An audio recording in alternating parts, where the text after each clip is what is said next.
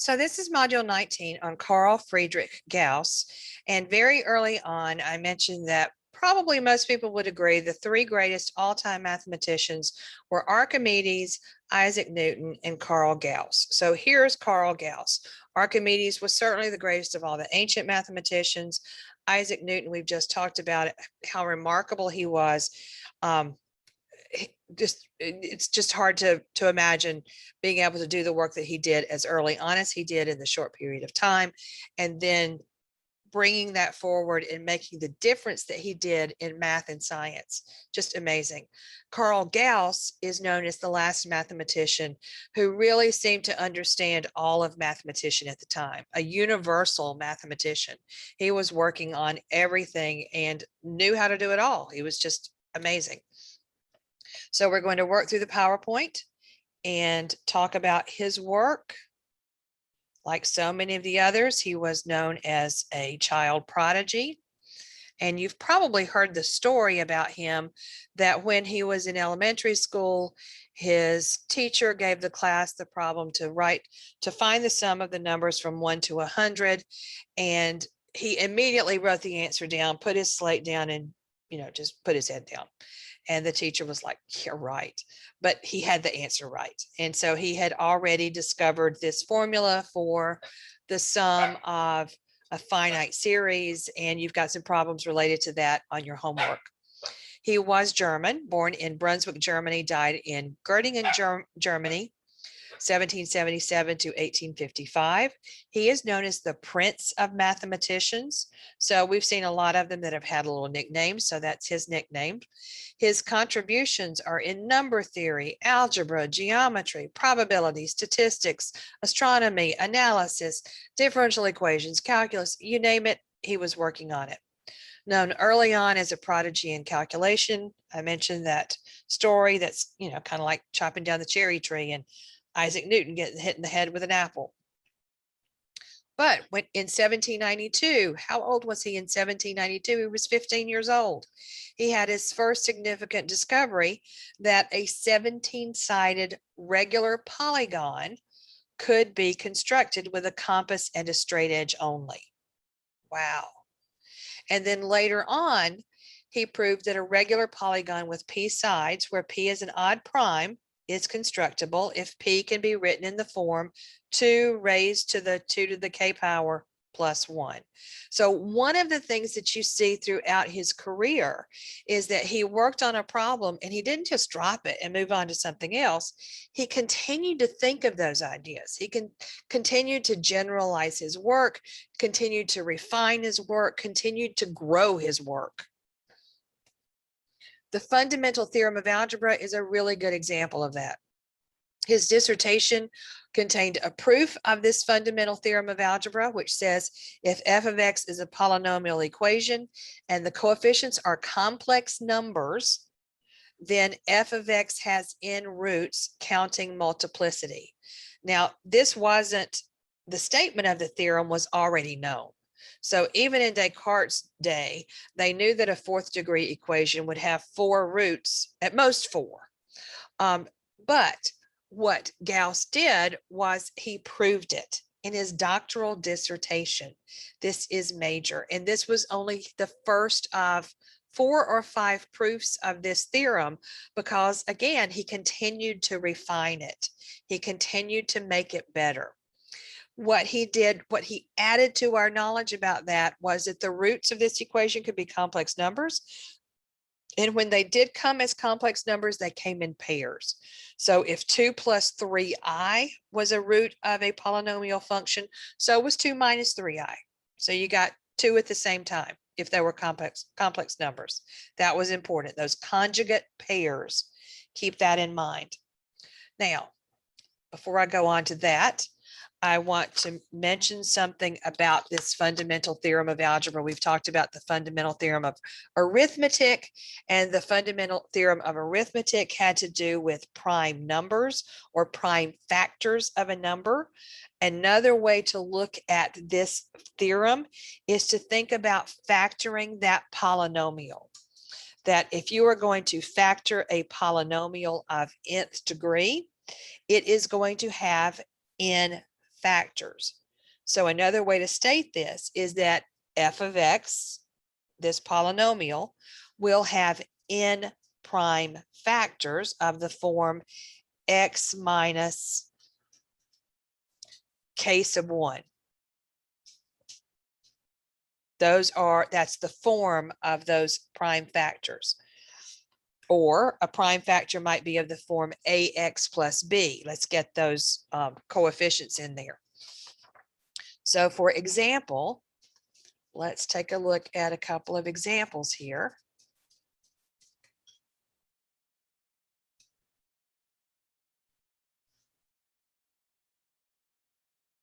Oh, I'm losing my pen. Look at the function f of x equals x to the third minus 4x squared plus 4x. And according to the fundamental theorem of algebra,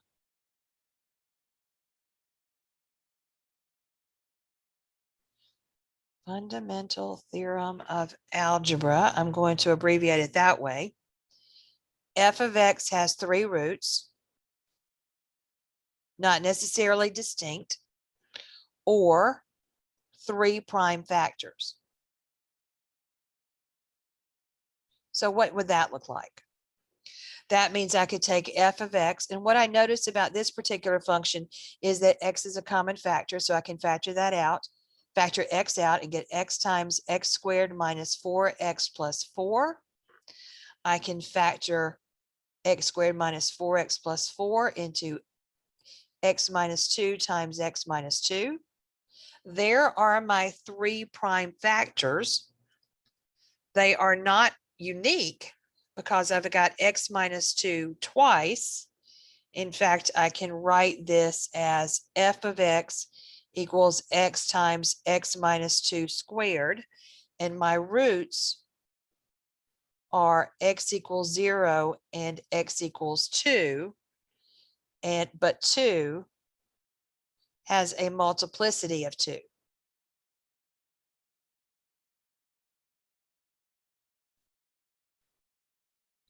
And it's called a double root.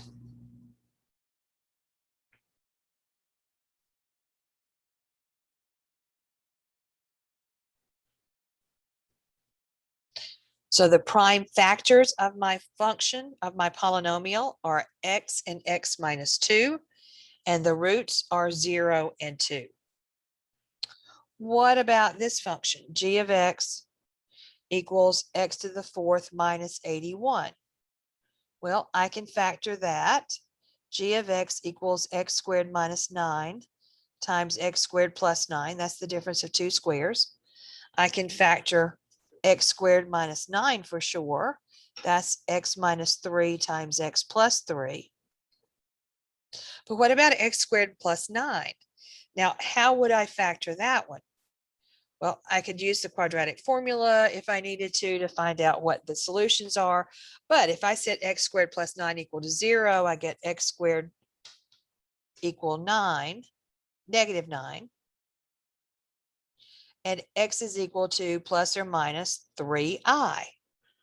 So there are 2 of my roots, and that's going to help me get my other 2 factors, x minus 3i and x minus negative 3i, which is x plus 3i. So my 4 roots are positive 3, negative 3, 3i, and negative 3i. There's the conjugate pair. And my 4 prime factors of g of x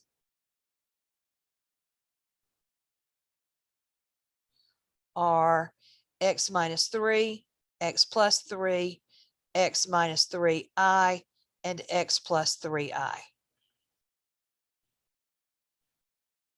Okay. So there is a connection between the fundamental theorem of algebra and the fundamental theorem of arithmetic in the terms of we're thinking here about prime factors of a polynomial versus prime factors of a number that we do with the fundamental theorem of arithmetic. Okay. All right, let's look at one more example.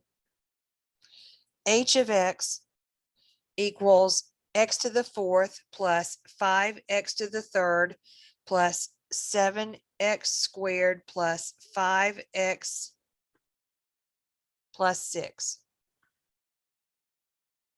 Well, I know from the fundamental theorem of algebra that h of x has 4 roots, not necessarily distinct. But how am I going to solve that? I don't have a 4th degree formula like I do a quadratic formula. Oh, that may or may not be easy to factor. What are some other things that I can do here? Now, let me go back over here to my PowerPoint. Nope, that's not it. Right there. Because one of the things that will help me is Descartes' rule of signs. So Descartes' rule of signs, you might remember from your pre-calculus class, or maybe back in high school, will tell you how many positive roots and how many negative roots and how many complex roots you might have in your polynomial. So to determine the positive roots, you look at f of x itself. Don't change anything. Just make sure you've got the powers in order. Make sure you've got the terms in order of their powers. And you look at the number of sign changes. The number of sign changes tells you how many positive roots there are, or you subtract 2, subtract an even number. And that's because if you've got any complex numbers, they're going to come in 2s. And Descartes' rule of signs doesn't tell us how many complex numbers there are, except in the sense of here's how many positive you've got, here's how many negative you've got. Anything left over, they're going to have to be your complex numbers. Well, for negative roots, you've got to look at f of the opposite of x, but you do the same thing. You look at the changes in signs and count those. So that's what I'm going to do to help me with h of x equals x to the fourth plus 5x cubed plus 7x squared plus 5x plus 6.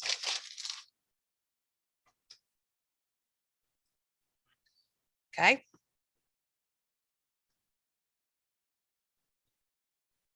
So positive roots.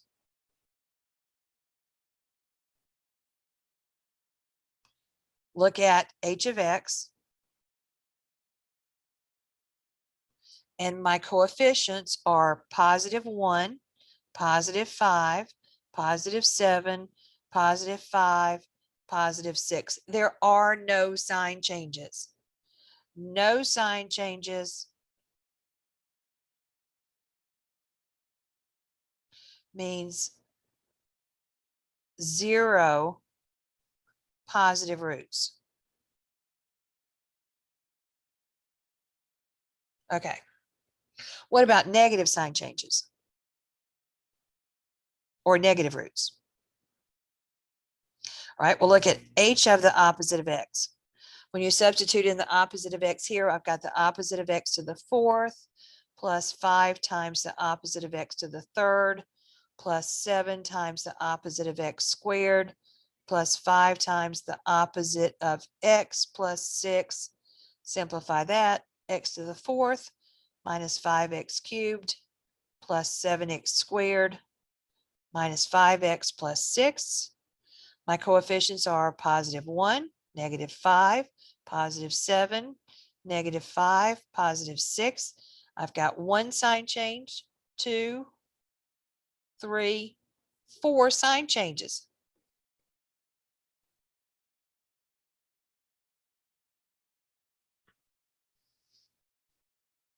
Okay. Well, that means that I can't tell you exactly how many negative roots I've got, but I've either got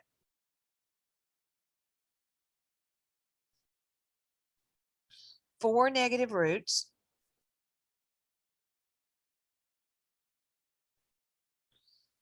2 negative roots,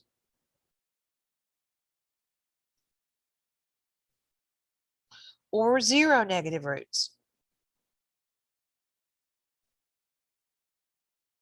Now remember, Gauss told me I've got to have 4 altogether. I've got to have 4 roots. So if I've got 4 negative roots, I don't have any complex roots. That's it.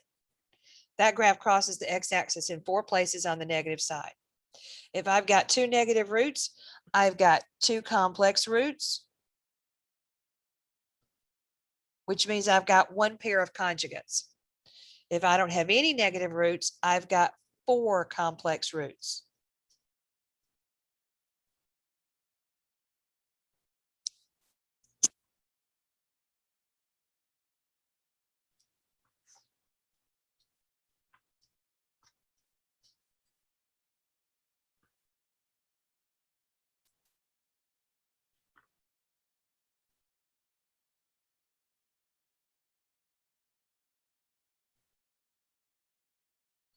Now this gives me some sense of what the graph of it might look like. If it has 4 negative roots, the graph is going to cross the x-axis 4 times on the negative end. If it's got 2 negative roots, it crosses twice over there. But then that's it. It doesn't cross the x-axis anymore. If it's got 0 negative roots, it never crosses the x-axis. Well, as it turns out, if I did persist, I would be able to factor this function into x squared plus 1 times x squared plus 5x plus 6, which would give me x squared plus 1 times x plus 2 times x plus 3, which means I've got 2 negative roots, -2 and -3. So the graph of it is going to look something like this. Right? Because it's x to the 4th and it's the leading coefficient is positive, I know it's going to start up here and end up there. So it's going to come down here. Here's -3. It's got to go through those 2 points. So it's got to go down here. And I know when x is 0, it's going to go through 6. So it's going to go through 6 and do something where it stays above the x-axis. I don't know exactly what that shape is, but I know it's going to stay above the x-axis over there, and it's going to go through that point 0, 6. This is the point -3, 0. This is the point -2, 0. So that's pretty close. I could check it with my graphing calculator, see how good I am at it, see how good that looks.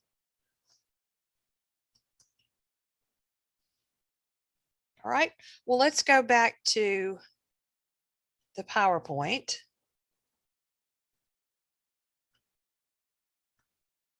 Because Descartes' rule of signs just fits in nicely with this fundamental theorem of algebra to help us investigate these polynomials and look at what's going on with them.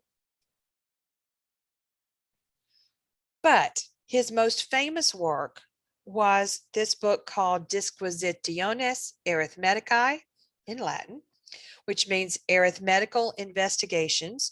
This was the book in which he published his work about the 17-sided polygon and the other constructible polygons. This is the book that laid the theoretical foundations for modern number theory. He picked up the torch related to prime numbers and continued to work with prime numbers and perfect numbers. Also, he is known as one of the co-discoverers of non-Euclidean geometry.